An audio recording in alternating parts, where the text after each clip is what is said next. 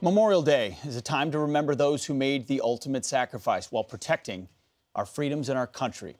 Heroes like U.S. Navy SEAL Charles Keating, Army Specialist Christopher D. Horton, and U.S. Navy SEAL Aaron Carson Vaughn. For families who lost their loved ones in service, this weekend holds much significance, and it's a time to keep their memories alive. So today we honor them. Let's bring in our Gold Star panel. Gold Star mom, Krista Keating-Joseph. Gold Star dad, David Horton. Good morning. And Gold Star parents, Billy and Karen Vaughn. Thank you all so much for being here this morning. Krista, I'll start with you. Thank you, Billy. Absolutely. We're going into Memorial Day weekend. It has obviously special significance for you. How do you approach the weekend? Well, first of all, I think it's great you guys are remembering our kids. And they're all American kids, boys and girls that have grown up and sacrificed for our country. And when I was running yesterday, I saw flags out on the streets. And the more you can do that, or go to the gentleman's bar that you had and toast these kids, the more you can remember it for us, honestly. Absolutely. David, same question. As you go into this weekend, what are you thinking about?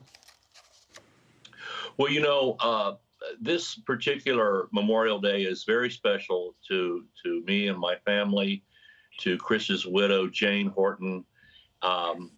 We're heading to the 10-year mark of Christopher's death in Afghanistan. And so it's just amazing that much time has passed.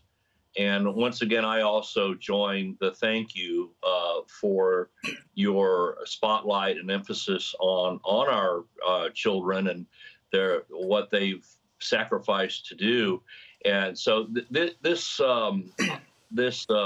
weekend, Memorial Day weekend, is always bittersweet for us. You know, we're very proud. I'm very proud of Chris and what he sacrificed, what he's done for me, for the nation, for what he believed in, and at the same time, the sting of the loss just you just live with it. It's not something that goes away. You can't literally move on as if it didn't happen. Yeah, I mean, David, we thank you. We can't thank you enough. Billy and Karen, good to see you both. Dear friends of mine, have had a chance to spend a lot of time with you and hear about Aaron's life. Talk to me about what you're thinking about this weekend. Go ahead. You know, this morning, Pete, as you can imagine, because we've been friends for a long time, as you can imagine, this is probably the toughest Memorial Day so far, just because of the condition of our nation. As I've watched what's happened, you know, through the past year, I literally feel like I've been gut punched just about every day, Pete. I've just had to kind of turn the news off because as a mom who gave her life for everybody who's saying people don't love each other in this country, as a mom of a man who actually sacrificed his life out of love for every single person in this nation, it's a gut punch. I can barely take it. And so we're coming up on our 10-year anniversary as well. Aaron would have been 40 this month, and then August 6th will be the 10-year anniversary of his death. And I cannot believe where we've come as a nation in these 10 years. Billy? Right. Yeah, good morning, Pete. It's good to see you. Good to see you. As the other parents have said, I think the thing is that we ask the nation is to remember. Is just remember what these men and these women, not just these, not just ours, not just the current ones, you know, like who have served now, but always for our republic. 1.5 million have left it all there. So that we could have hot dogs and hamburgers and all that stuff this long weekend. And, you know, as we should enjoy the freedoms this weekend in the United States of America that others have bought for us, we have a responsibility to them and to God Almighty to remember what that cost. President Calvin Coolidge said, "A nation who forgets its warriors will itself soon be forgotten." And just, you know, I pray that we not become that nation, Pete. So well said, Billy.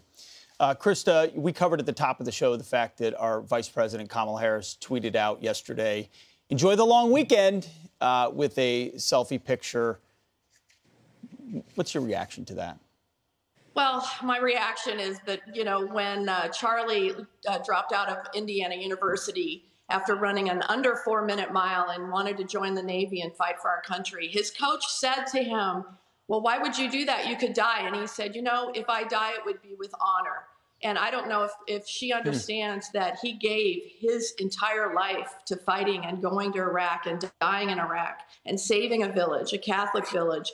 And now they can have Mass again. And we are a great country. We do so much for everyone else. And we don't want to forget that, really. And that's what makes this day hard but special for those who are celebrating for our kids and you guys doing what you're doing. Well said. A lot of us talked about ISIS and the threat they faced. Your son stared them down and did something about it. Absolutely. He went to the fight for his team and to save other SEALs that were under fire, as well as the people of that village.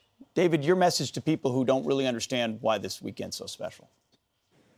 Yeah, you know, I noticed a lot of sentiments on social media and so forth, all the way from have a great barbecue to thanking service men and women in general. And of course, all that's fine. It's just that this one day is set aside to remember those who gave all on the battlefields of the world. And I'm thinking, can we not just have one day that the nation understands that this is to memorialize those who can't be with us this weekend, who can't be celebrating. And we're always grateful for all of our veterans. We're always grateful for, everyone who has served in any way. But this weekend is about those who have laid it all down on the battlefield. And it would just be great if we could get almost a public service announcement out or something that's what this weekend's about. I don't think people generally know what it's for. I think, unfortunately, that is all too true. Karen, I'll give you the last word. When you see the flippant nature of some of our leaders on this, the long weekend.